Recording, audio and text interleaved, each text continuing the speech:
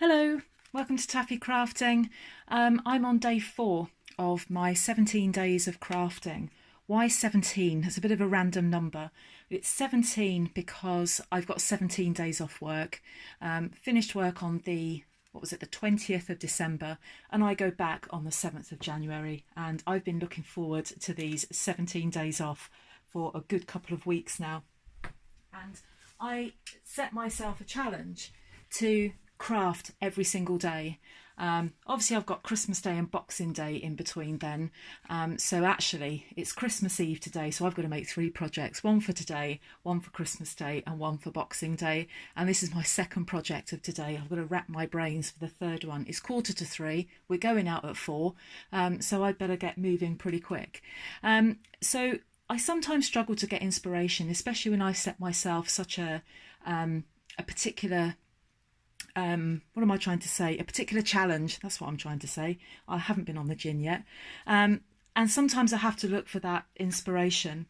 And where I sometimes look for that is what I call my inspiration bag. It's not a magic bag. It's a bag that I've filled with swaps that I collect when I go to on stage. On stage is probably my favourite thing about being a Stampin' Up demonstrator. Never mind the products, never mind making the sales. It is about meeting people who are also mad about paper crafting. And at on stage, we make things and we swap with other demonstrators. And what I do is I take all of my favourite projects. I couldn't possibly keep all of them. Nobody would have a house big enough.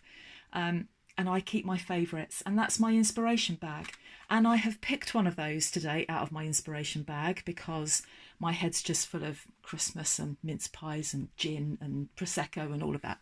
And I've come up with this. This was in my inspiration bag. And this has been made by Sally Stampers.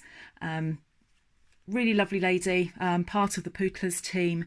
And she's come up with this, and looks lovely. It can fit a little treat in there. I don't know what the treat was in there. It's come out. It might have been something sweet. It might have been a tea bag. I don't know. But what I like doing is deconstructing these and working out how they've made them. And there's no glue in this. It is some card with some folding. So I'm going to do my own version of that today, not really going to deviate at all away from the construction of this, but I'm just going to use some different DSP. This is in our Christmas paper, so this is going to be retiring soon. So I'm actually going to use some of the new DSP that we've got coming out in the spring summer catalogue, and I'm also going to be showing you one of the stamp sets in the Celebration catalogue. So if you spent £45, you can get this for nothing, and this is nice to go with the cupcake stamp set that's in the spring summer catalogue. So let's get on with this. Let's stop me rabbiting, because there are mince pies to be made. I'm off to the pub in an hour, so I need to get cracking because I'm a bit of a lightweight and I'll be legless by 5 o'clock. So let me find my trimmer. I need a piece of DSP. I've tried this with cardstock. It doesn't work. Cardstock's a little bit too tough. So I've got some DSP here, and I need this to be 8 inches by 4 inches. Well, that's a stroke of luck because that's 8 inches. That wasn't planned. That's not 4 inches. So I'm just going to cut this. And I haven't really got time to think about direction of patterns. That pattern can go either way, so I'm just going to keep it like that. But just be aware, if you are using a DSP that's got some direction in the pattern that you want, that's what it's going to look like. That's going to be the vertical element of this, but bear in mind when you turn it round, that will be upside down.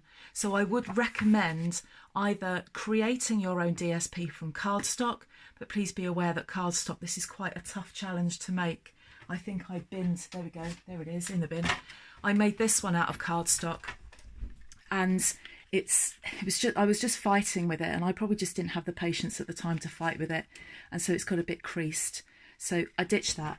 Maybe if you're more patient than me, I'm not the world's most patient person. If you're a bit more patient than me, you might actually want to sit and spend some time and convince the card to fold. Anyway, so there is my 4 inch by 8" DSP. I'm hoping to write a blog on this YouTube tutorial. I'll leave a link for it in the description bar with all the measurements and things on. So I'm going to score this. Where's my scoring tool? There it is. And I'm going to score this at 1 inch.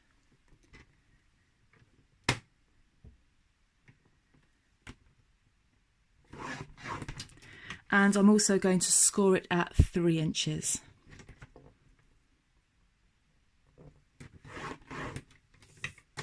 And then on the other side, on the long side, so that was on the short side, 1 and 3. On the long side, we are going to score it at 3 3/4 by 4 1/4. So that means that the depth of our little, I don't even want to call it a box. It's like a box, I suppose. The depth of this here, or the width of it, whatever you want to call it, that's 1/2 inch. Now you could adapt this. So you could decide how tall you want this. So what I've got that's going to go in mine are 2 of these.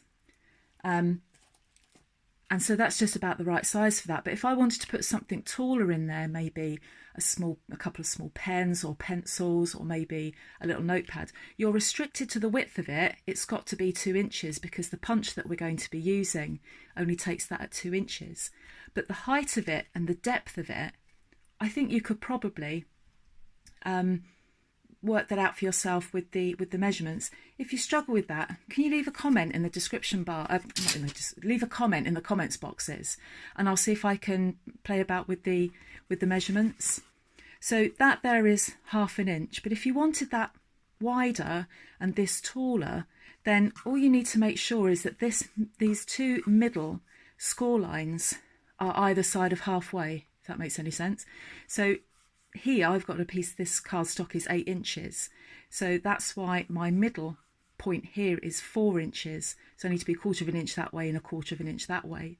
Now if I wanted that to be 1 inch wide, I've not played with this yet, and maybe if I get bored over Christmas, which I'm likely to, then I might start mucking about with these measurements to see if I could make something that's taller yet a bit deeper.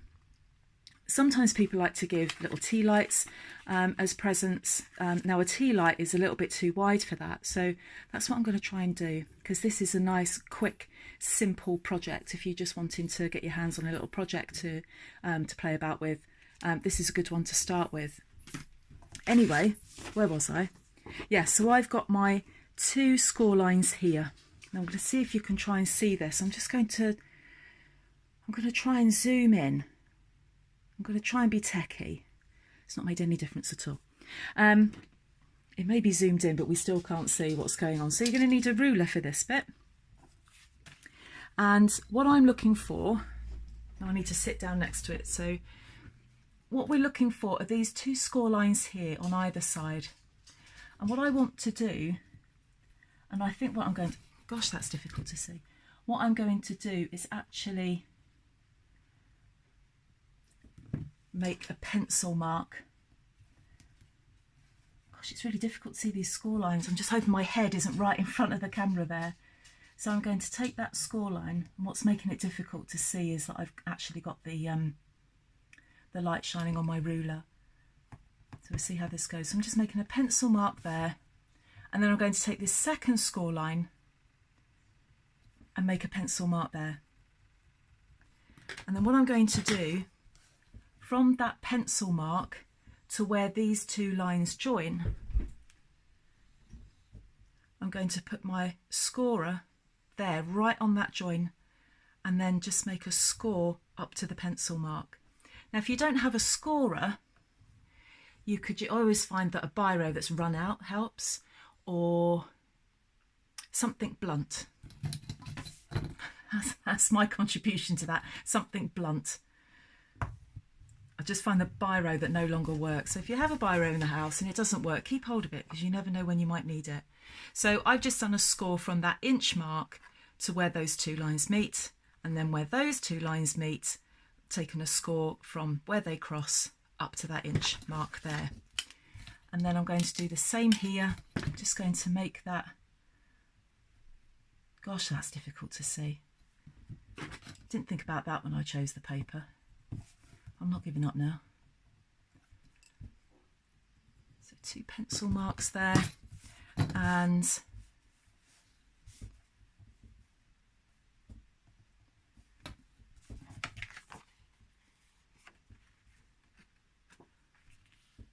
really struggling to see that.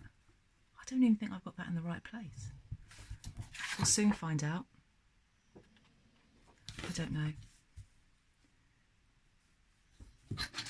No, I don't think I have. I need to sort that. I can't believe how difficult that is to see.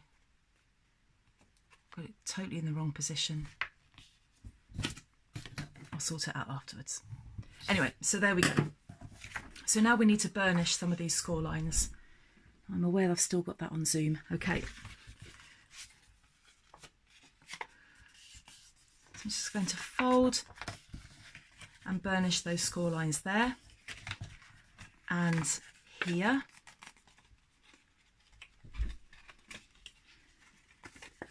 And here. So the next thing that I need, I'm just going to fold those in like that. And I'm going to take this off of Zoom because I'm realising this is... Oh, that's worse. There we go.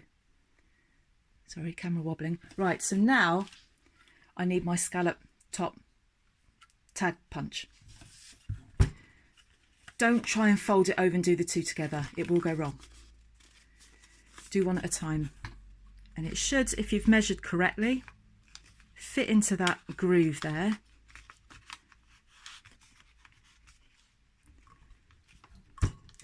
That does not want to go in for some reason. Oh, there we go. Just needed a bit of a shove. So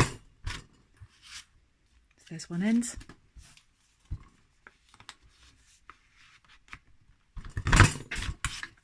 And there's the other end.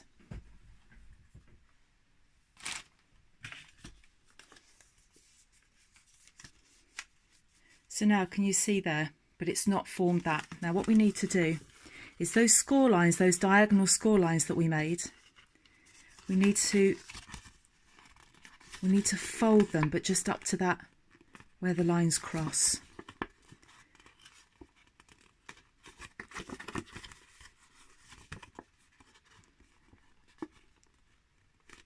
Without, you need to be careful not to start damaging the rest of the paper. Now what we want at this point is a kind of, let me see if I can get it. It does need a little bit of convincing without damaging your card or your paper.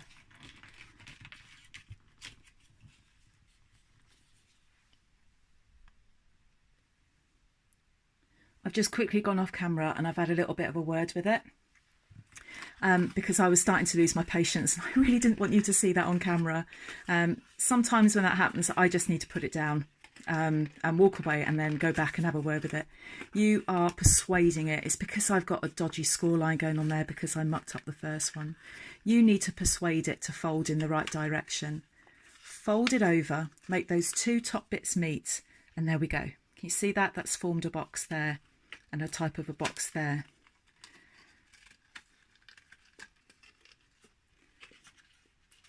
You don't need to glue that because when you then put some ribbon in there to hold it together, it just won't need it. So I'll show you what I want to put in there. I've got these, probably my favourite chocolate, and probably within about 10 minutes of making this video, these will be eaten. So I'm just going to slot those in there like that.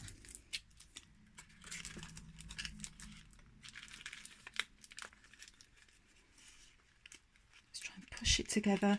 You could stick them down if you wanted to. It's entirely up to you. I think it does depend what you've got in there.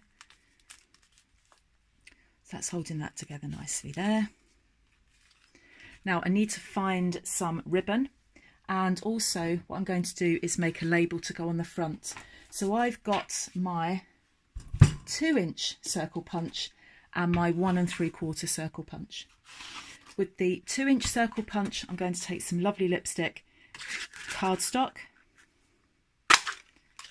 Well, you don't have to use these colours. You can use whatever you have available, depending on what DSP and cardstock you have. So this is the All My Love DSP that's coming out in January.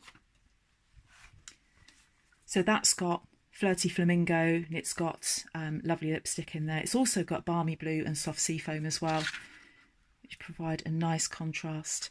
And then let's punch that one out. And then I'm going to be using this Sweet Wishes Sentiment, which I've already got on a block. And I'm going to stamp that in lovely lipstick on the Flirty Flamingo. It actually goes really nicely. I've tried that on another project and it does go together quite nicely. So load some ink on that.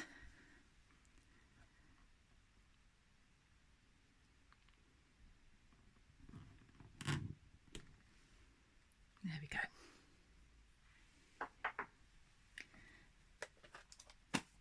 So using dimensionals, let's just turn that over. I'm going to stick the Flirty Flamingo cardstock, that circle, onto that one.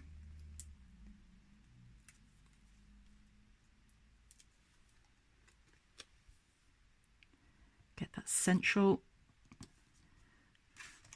And then I'm going to put that on there like that. I think these would also make really nice tree decorations, because we're going to put some ribbon on the top of it, and I think they'd be really nice to hang from the tree if you wanted to do that. Or if you're making this for a birthday, then you wouldn't hang it from a tree unless you have a tree for your birthday. Right, there we go, that's on there. Now I haven't got any ribbon that actually matches these at the moment, so I'm going to use some ribbon that's actually retired now. So I've got my length of ribbon. I'll tidy those ends up in a minute, they don't look very good. Put this back together again. And what's going to hold it together is the ribbon. So I put the two ends together and I'm going to put both ends that don't want to go together. Let's put one end through. So your ribbon, you don't really want it to be too wide because it won't fit through that gap. So you've got that like that, then you're going to feed the two ends back through the loop and then put it up. And you want to pull that quite tightly so that everything then holds together. That's going nowhere. You might want to glue those down. It depends what you've got in there and it depends how snug that feels. Need to find my scissors, which aren't there. I bet somebody's walked off with my scissors. We're in the middle of Christmas present wrapping and I bet somebody has walked off with the scissors. There they are. I take that back because the only person that's been wrapping presents is me.